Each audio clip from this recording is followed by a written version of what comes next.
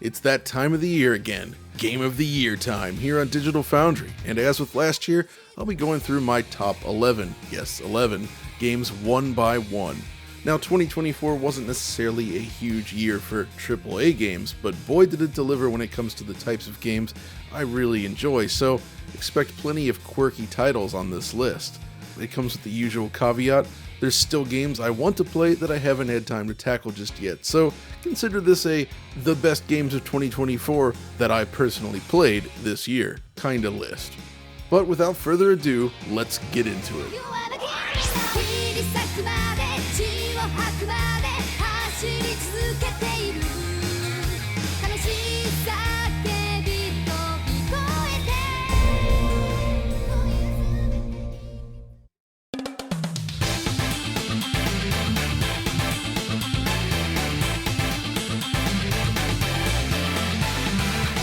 This is Devil Blade Reboot, a remake of a game from 1996 that most people likely have never played.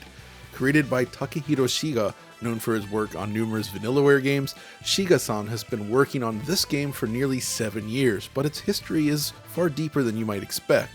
You see, the original Devil Blade was created using something called Desiamon, a piece of software for game consoles that allowed users to essentially create shooting games.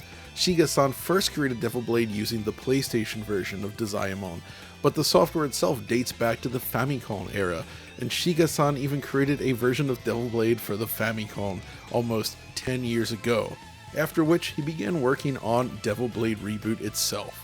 With professional experience now under his belt, Shiga-san built this game in his spare time over the course of the last 6 or 7 years, and the result is honestly phenomenal.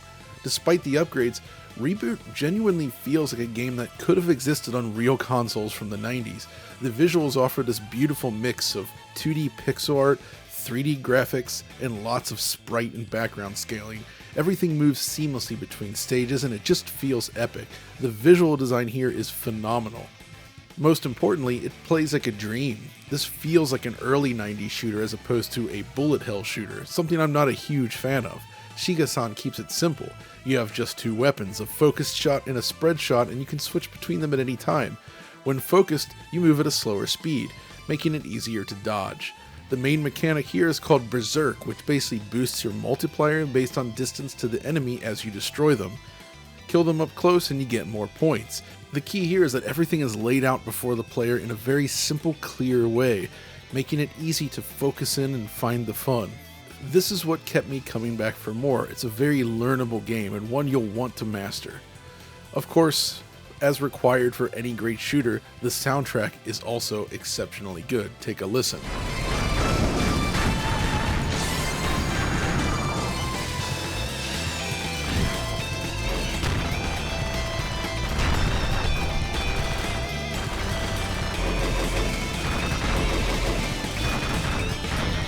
God does not abide by your insistence.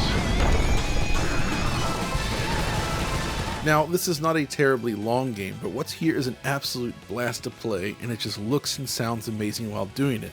This is why Devil Blade Reboot comes in at number 11.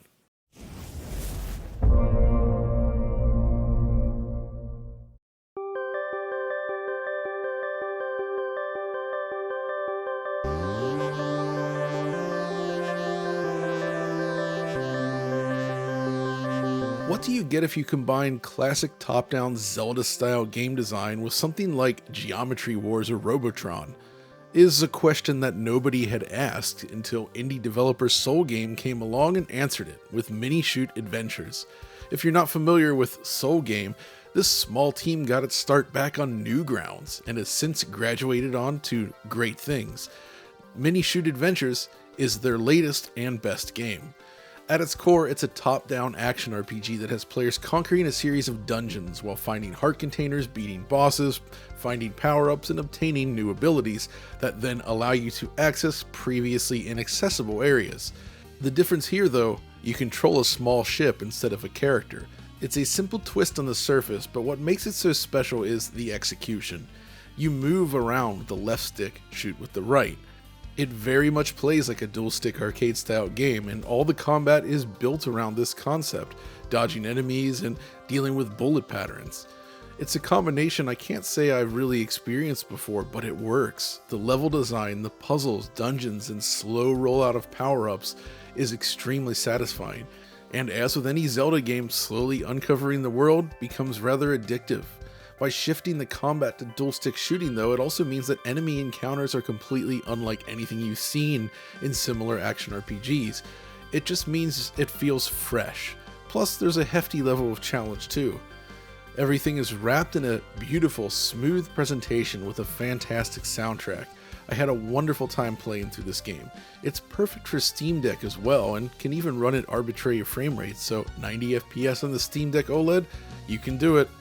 Ultimately, the unique design and smooth gameplay helped ensure that Minishoot Adventures came in at number 10.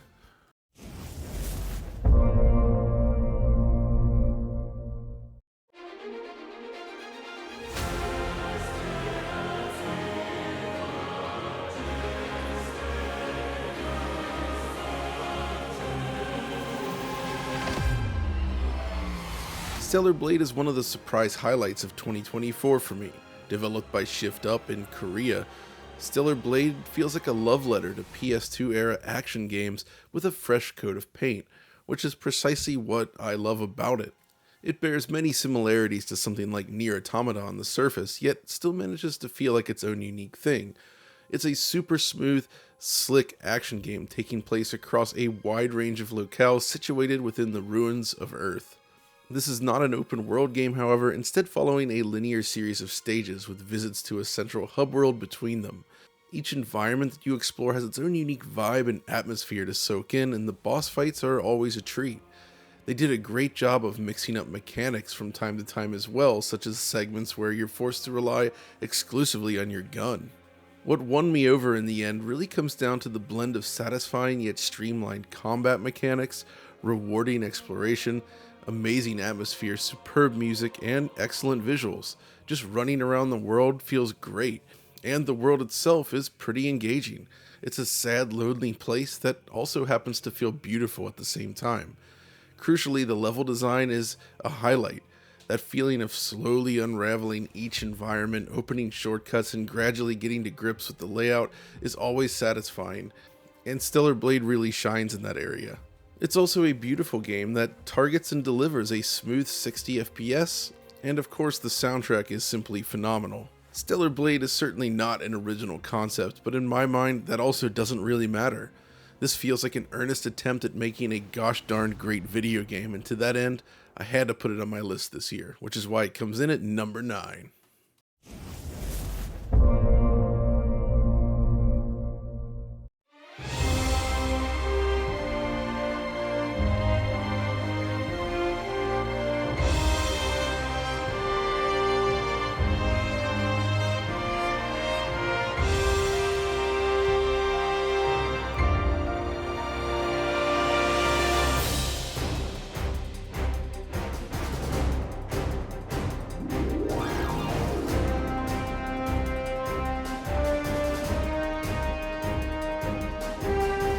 Piercing the cerulean skies above, Granblue fantasy Relink makes a surprise appearance on my Game of the Year list this year.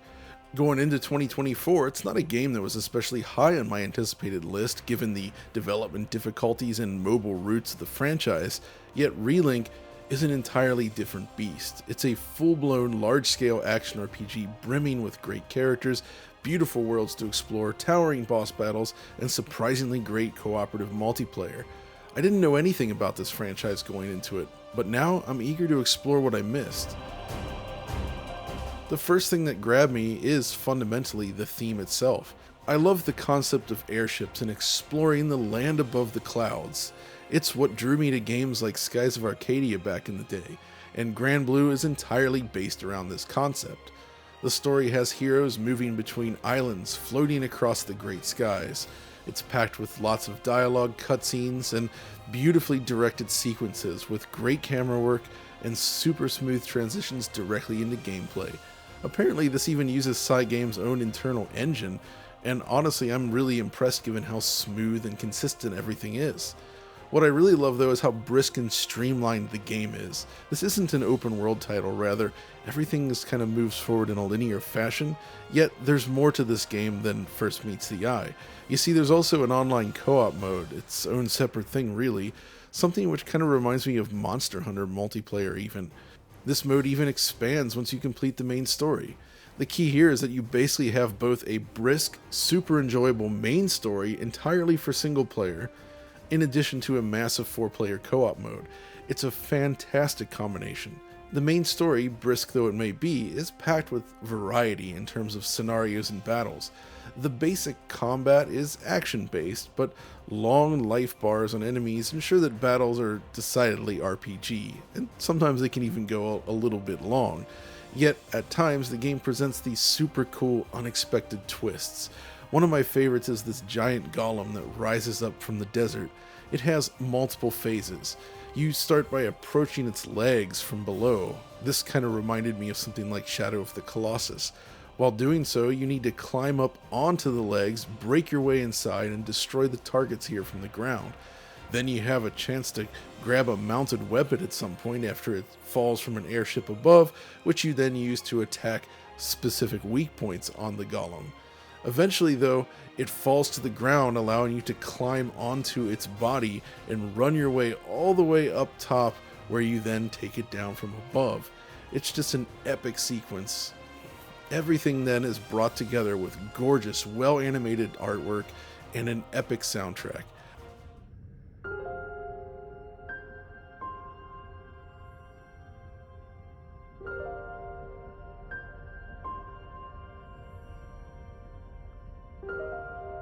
今度は私があなたを助ける番です。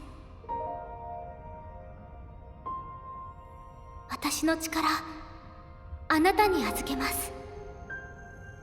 私の力を使ってください。きっとあなたなら。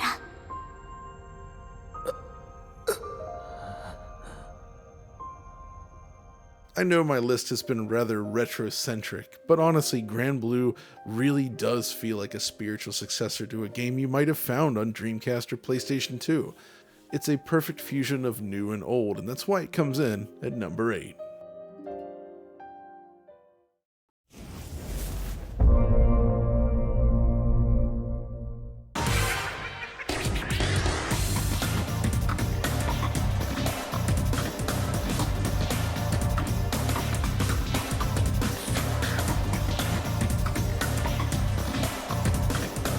This is AntonBlast, one of the wildest over-the-top 2D platformer games I've played since, well, Pizza Tower.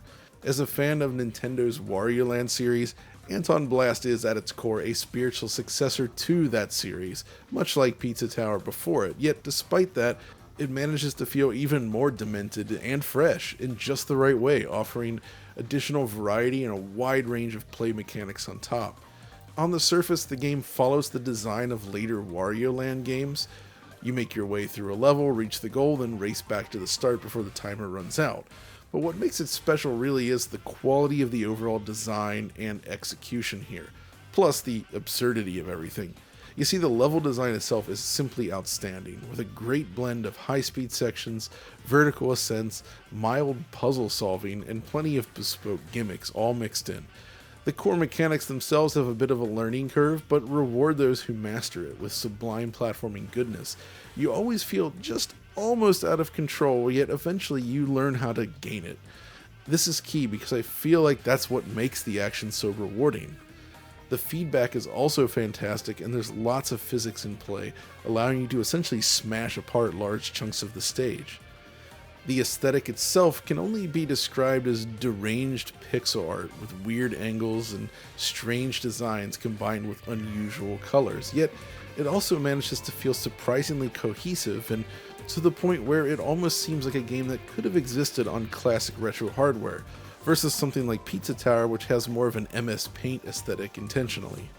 All this is combined with a soundtrack that I would say is comprised almost entirely of bangers.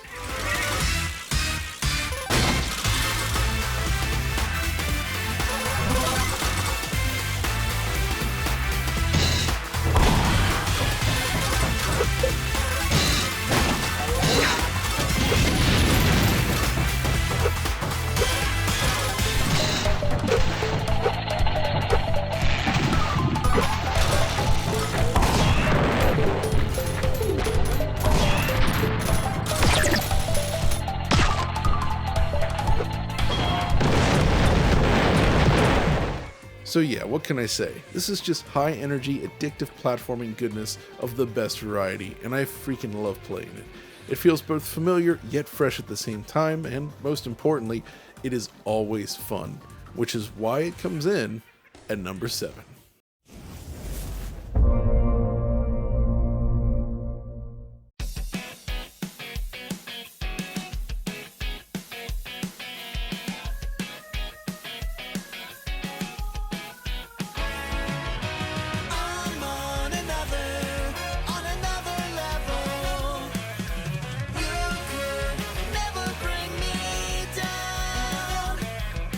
Coming out of nowhere at the tail end of 2024, Parking Garage Rally Circuit is one of the most addictive and streamlined little games I've played in quite a while. You all know I'm a huge fan of arcade racing games and have long lamented their slow disappearance from the marketplace, but games like this give me some hope. Conceptually, it is rather different from your typical arcade racer though. Instead of taking on racetracks and opponents, every course in the game is essentially built around a parking garage. Kinda like Club Drive for the Atari Jaguar to some extent, only actually good. You'll race against ghosts, which represent different medal tiers, and after you beat them, there's even more ghosts waiting for you. The goal is ultimately very simple. You complete your laps within a set time, and the game is all about shaving off those seconds. The reason it's all so good though really comes down to a few things. Firstly, the handling and camera work. This is basically perfect. The feeling of sliding around corners is unbelievable in this game. Like, the second you pick up the controller, you will be in awe at just how satisfying and nice this feels to control. Yes, there's a learning curve, but holy heck, even right from the start, it's an absolute blast to play. Then there's the track designs themselves, which are all wildly creative and fun to race on, including unexpected gimmicks here, such as a sudden power outage during one of them, complete with per vertex style dynamic lighting, which is oh so 90s. All of this is combined with intentionally mid-90s distorted looking 3D graphics designed to resemble a theoretical Sega Saturn game. Now, I get it, the look may not be for everyone, but their goal was certainly met, and on something like the Steam Deck it looks really darn nice, plus it runs at higher frame rates. Everything then is wrapped up in a wildly enjoyable ska soundtrack that just breathes this feeling of joy and delightfulness into an already wonderful game.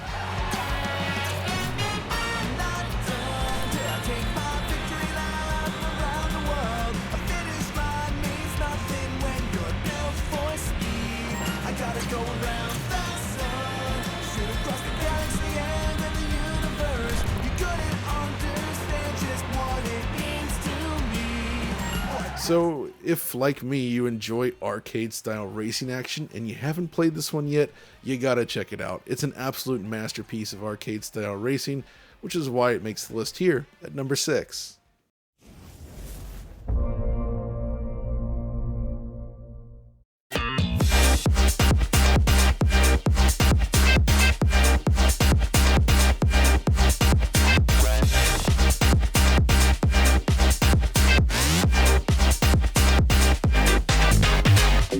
Building on the arcade theme then, Tekken 8 arrived earlier this year, yet it's a game I've continued to play all year long, both in single and multiplayer. Remember when Namco was known for producing some of the best 3D fighting games in the world? You know, the era of Tekken and Soul Calibur? That's what Tekken 8 reminds me of. In fact, this is the Tekken I've been wanting since Tekken 5 released on PlayStation 2 nearly 20 years ago. Everything released since has certainly been good, but not quite good enough. In my mind, Tekken 8 obliterates them. First, the core fighting is just perfect. It's refined, yet still decidedly Tekken. What more can I say about this? The roster is massive, the execution feels great, and that moment-to-moment fisticuffs gameplay is the best it's been in years. Yeah, the rage arts are perhaps a little too long at times for my tastes, but overall, I've had such a blast playing through it over the last year. Whenever friends visit, we inevitably pull out a couple sticks or controllers and rumble in Tekken 8. But when I reference those classic Namco games, I'm not just talking about the core fighting itself, rather the content as a whole. You see, Tekken 8 is packed with modes. For starters, it has not one, but two story modes filled with cutscenes and unique scenarios, one of which was added for free after launch, by the way. It also has a full mode focused on conquering arcades as an avatar, going around the country playing Tekken basically. There's also a normal arcade mode, there's practice modes, Tekken Ball, the Fight Lounge, and a lot more. In addition, Tekken 8 includes nearly every single Tekken soundtrack in series history, including both arcade and home console variants. You can then take that music and assign it to whatever stage you like. It's honestly nuts. Really though, this is just scratching the surface. There's just so much stuff packed in here, it's astounding. In addition, the game itself looks fantastic with top-notch character models and cool backgrounds to fight on, and it always runs at a silky smooth 60 frames per second. I primarily played the game on PC actually, but it's really good on every single console. Thanks to modern consoles though, loading times are also super quick. The long waiting times of Tekken 6 and 7 are gone. Of course, in Namco tradition, the soundtrack is filled to the brim with bangers. Fight!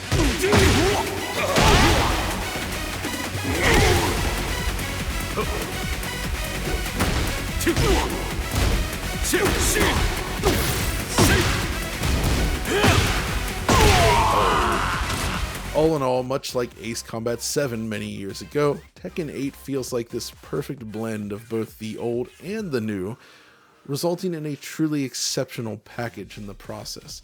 If you enjoy 3D fighting games like this, you gotta play Tekken 8. In fact, it's my personal favorite fighting game of the last 10 years. That's why it comes in at number 5.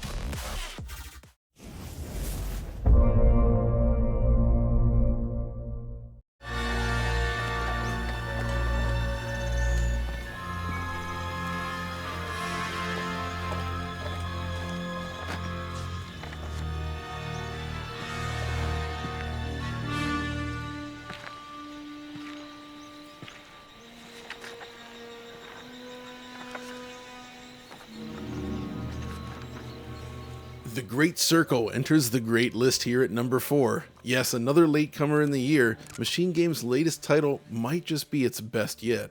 In fact, Indiana Jones and the Great Circle might just be one of the best attempts at a licensed game in the history of the medium. So perfectly does it capture that sense of adventure and cinema that you expect from Indiana Jones that it's almost hard to believe it's even real. Fundamentally, this is Machine Games delivering a large-scale, adventure-focused experience. It's light on combat, at least the more gun-style combat. It focuses on exploration, there's puzzle solving, lots of stealth, and plenty of conversation. The game weaves seamlessly between tighter, linear sections and these large open areas. Everything is combined into a cohesive and interesting whole that feels like, as I said in the review, a spiritual successor to the Chronicles of Riddick Escape from Butcher Bay. After all, some of the development team worked on that game as well, and yeah, you can definitely tell. Until now though, Machine Games has largely focused on shooting, but that takes a back seat here in Indiana Jones because frankly, Indiana Jones really isn't the kind of character to just go around taking on large groups of enemies with a gun. While Nathan Drake's adventures in Uncharted have often been compared to Indiana Jones, it's actually very, very different. Sure, sometimes Indy has to pull out a pistol, but most of the films really just follow his antics around the world in pursuit of rare artifacts, while engaging with that world around him, often through discussion or simple exploration, which is basically how the game works. I loved exploring each locale, getting to know its layouts while dealing with all the various challenges around you.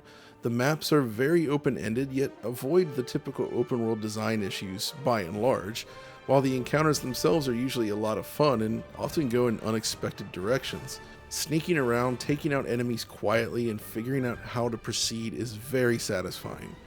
Of course, it's also a beautiful game with ray-traced lighting on every platform, but of course it really comes alive on a powerful PC with the full ray tracing mode engaged. It's a fantastic technical showcase, but that tech is thankfully used to strengthen the visual design for the game world rather than just serving as a simple checkbox. Hey, we have ray tracing. It's not just that. And I know some were skeptical that the game largely takes place in first person, yet somehow the spirit of indie is alive throughout. A lot of this comes down to the amazing and rather authentic voice performance by Troy Baker, who does somehow manage to sound very similar to a young Harrison Ford. So yeah, this is without a doubt one of my favorite experiences of the year. A perfect example of a great, engaging, single-player experience that feels like it carries the spirit of the classic Starbreeze games forward for a new generation. That's why it comes in at number 4.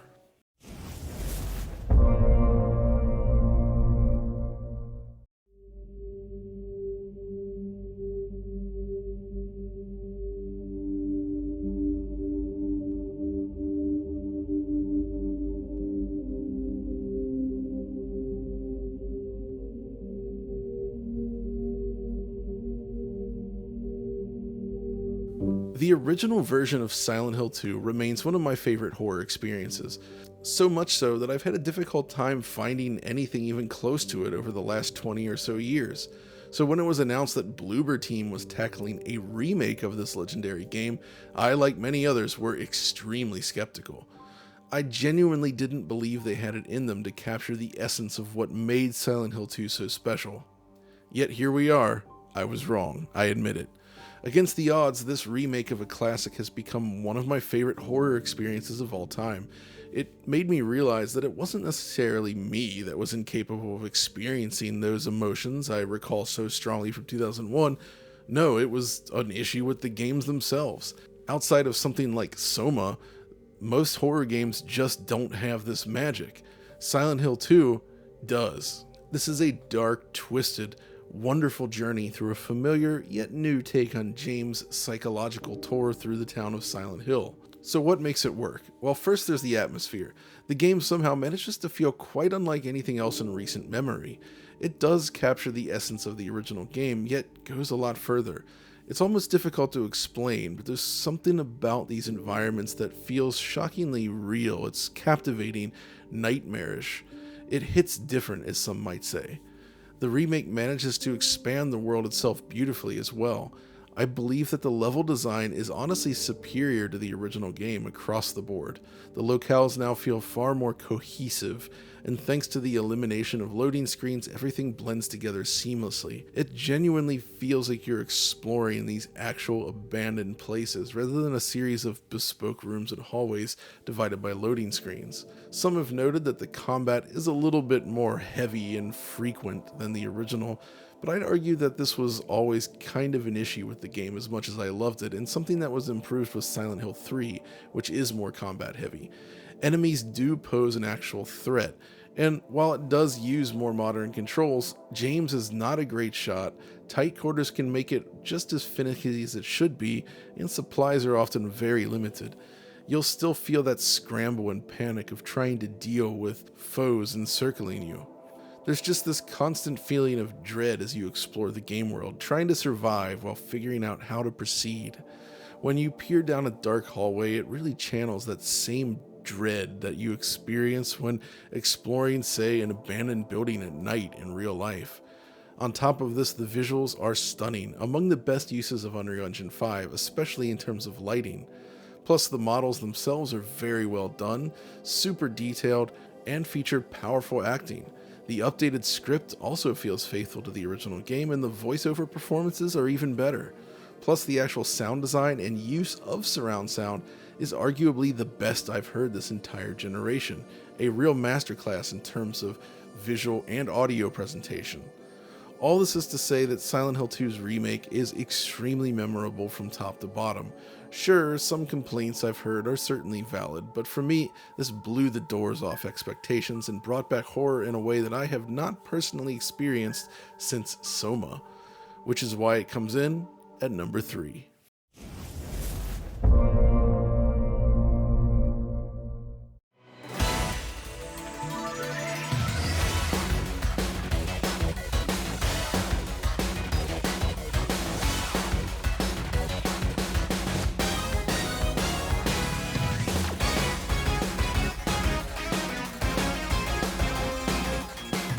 Many years ago, I made my first video covering my favorite games of the year on Digital Foundry. The impetus for doing so, oddly enough, was born out of my love for Sonic Mania, which had released that year. I loved the game so much that I wanted to share my adoration for that title with our viewers, and thus the tradition of making a Game of the Year video on Digital Foundry was born. So when that development team, now known as Evening Star, got back together to create a new game, you better believe I was there for it, and it did not disappoint. Penny's Big Breakaway is among the best controlling 3D platform games I've ever played. Somehow, the team was able to build a brand new, momentum-based 3D movement system. You can really feel that Sonic influence, of course, but it's still very much a fresh new thing. And that's what I really love about it. Moving through the world as Penny, with Yo-Yo at your side, feels great from the start, but like the Sonic games, it absolutely demands mastery to really enjoy. It's this high-level play when you finally achieve that mastery where the game finally begins to truly click. Chaining together moves, going for combos, and keeping that flow is fantastic. It feels like a weird hybrid of Sonic the Hedgehog and Tony Hawk's Pro Skater in that regard, just an absolute masterclass in terms of character control. But of course, you need great level design too, and Penny succeeds here, with a wide range of gorgeous, intricate stages that really test your mastery of these controls. Like the best Sonic games, the stages are often tough enough that you'll want to play and replay them multiple times on the way to mastery. It's this desire to keep coming back that kept me playing. Plus, it uses this amazing camera system that dynamically tracks the player through the world with some beautiful angles, by the way, without ever requiring manual adjustment, which is not an easy task. In addition, the team developed their own original engine, which runs like butter, delivering a quirky and unique visual style that is often downright gorgeous. It almost feels like a Mega Drive game come to life in 3D. They even brought a killer soundtrack with them, created by a talented team of composers fronted by T. Lopes, Sean Bialos, and more. Even two of the game's lead programmers, Hunter and Christian, took a shot at the soundtrack this time.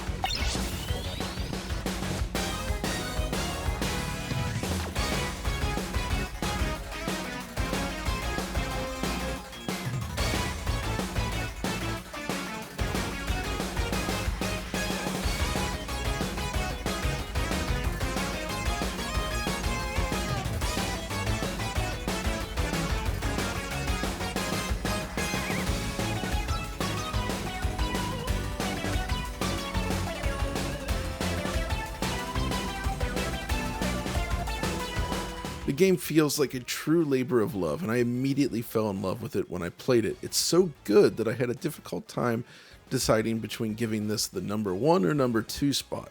So when thinking about it, the only thing that really held it back at all for me were the boss fights. So since I had to make a choice then, that's why it came in at number 2. Before we get to number 1 though, it's time for the DF Retro Game of the Year.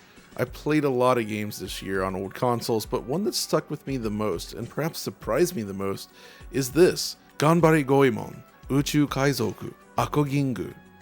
残念なことに、このゲームは日本でしか発売されていません。スーパーファミコンの雪姫救出絵巻が海外でも発売されたので、ゴエモンシリーズは多少認知されていたのですが、当時、欧米のゲーム市場ではドット A はもう古いと思われていたため、この作品は海外では未発売のままなんです。シリーズ大ファンとして本当に悔しく思います。なぜなら、このゲームはとても美しいからです。アコギングはプレイステのゴエモンシリーズ第1作ですが、グラフィックはポリゴンではなく、ドット A で描かれており、美しいスプライトと背景、そして滑らかアニメーションが至るところに溢れています。一言で言うと、昔ながらのコナミのドット A アクションがプレイステになってさらにパワーアップしたような作品です。それまでのゴエモンと同じように、ゲームプレイは見下ろし型と横スクロール型のエリアに分かれています。それぞれのエリアに会話やボスバトル、そしてクラシックなアクションが詰まってるだけでなく、独自の仕組みを使ったシーンも登場しています。僕は今年は初めてこの作品をプレイしたのですが、もうお気に入りの一つになりました。そういうわけでこの賞を贈呈いたします。ただ当時日本版を輸入した欧米のユーザーの立場からすればなかなか進められなかったゲームとでも言えるでしょう。というのはこちらの画面。ゲーム冒頭のシーンですが、これを読んで指示の通りに操作しないとここから先に進ませてもらえないのです。ありがたいことに今は翻訳パッチがありますから、当時と違って日本語が読めなくても行き詰まらずに最後まで遊べます。And there we go, I've applied the translation patch to myself as well.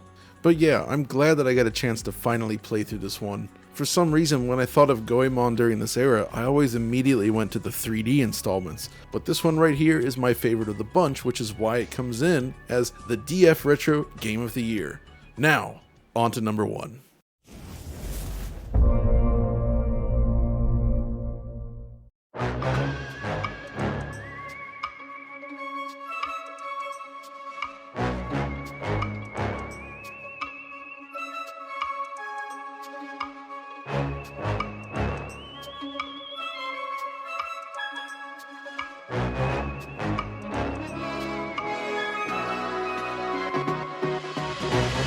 First appearing more than 10 years ago in The Playroom, Astrobot has continued to surprise and delight folks with each new appearance. Yet until now, there's always been some sort of a catch.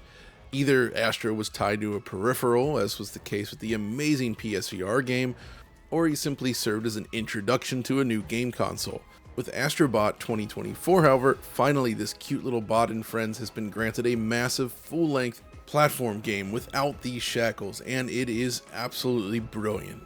When you examine the package as a whole from top to bottom, I feel comfortable saying that this is one of the most inspiring 3D platform games I've ever played. Astro is just bursting with ideas and concepts, all of which are executed brilliantly thanks to solid core mechanics. The simple act of just running around the game world feels great no matter what's happening on screen, which is always a great sign. But it's just the sheer level of variety that really elevates the whole experience. Nearly every stage has a fresh new idea or gimmick for you to sink your teeth into. This constant feeling of surprise and delight kept me glued to the game right through the end and beyond. When you finish a stage in Astrobot, chances are you're going to want to dive right back in and do it again. It's the mark of a truly great platformer. In addition, there's tons of challenge stages and other reasons to keep playing well after you finished off the final boss. And this is ultimately what makes the game so special, the sheer volume and variety of stages on offer, plus the fact that basically every single one of them is refined to perfection. There's not an ounce of bloat in this game. Every single stage is just beautifully executed. As a platforming maniac, I was smiling the entire time from start to finish, which again is the mark of a truly great game. Then there's the reverence for the PlayStation's history. Nintendo has often leaned into this with their own history, but Sony by and large has mostly avoided it. Team Asobi, however, seems to hold the history of the console and the brand in high esteem, celebrating everything from the most popular games to deeper cuts. The guest stages are especially fun, referencing things like Ape Escape, Uncharted, and more, adapting those mechanics into Astrobot. It's these moments that really tipped it over the edge for me. Those unexpected moments, right? Like at the end when Thunder Force 5's soundtrack kicked in during the final stage, I was genuinely in awe. Cruising through space, taking on an enemy in a 3D shooter environment, combined with this music, it's just too good.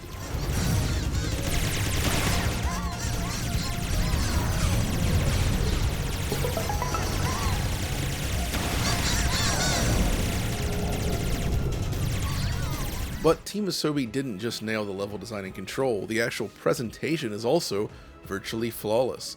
The visuals are gorgeous, clean, and run at a locked 60 frames per second, while the surrounding music and sound effects are also extremely memorable.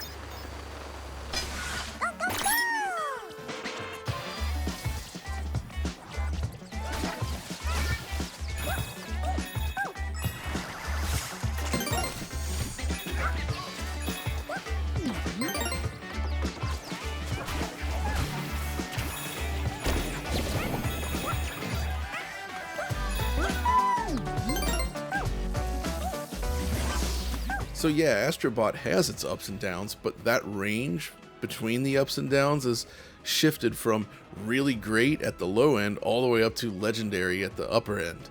The quality bar here is just so high. It may seem hyperbolic to say it, but I genuinely believe this is the best platform game Sony themselves has ever published, and the first time they've had a platformer series that actually comes close to matching Nintendo's best. It's that good, which is why it comes in at number 1.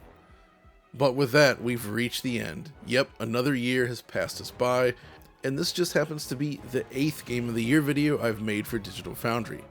It's wild to think that the tradition has been kept alive this long, but here we are. Alas, as I insinuated in the beginning, there's still games from this year that I want to play and haven't had time to dig into. Metaphor ReFantasio and Like a Dragon Infinite Wealth, for instance, are both games that are high on my list, but again, due to their length, I haven't had time to dig in yet. Still, I hope you enjoyed today's rundown, and we'll see you in the new year.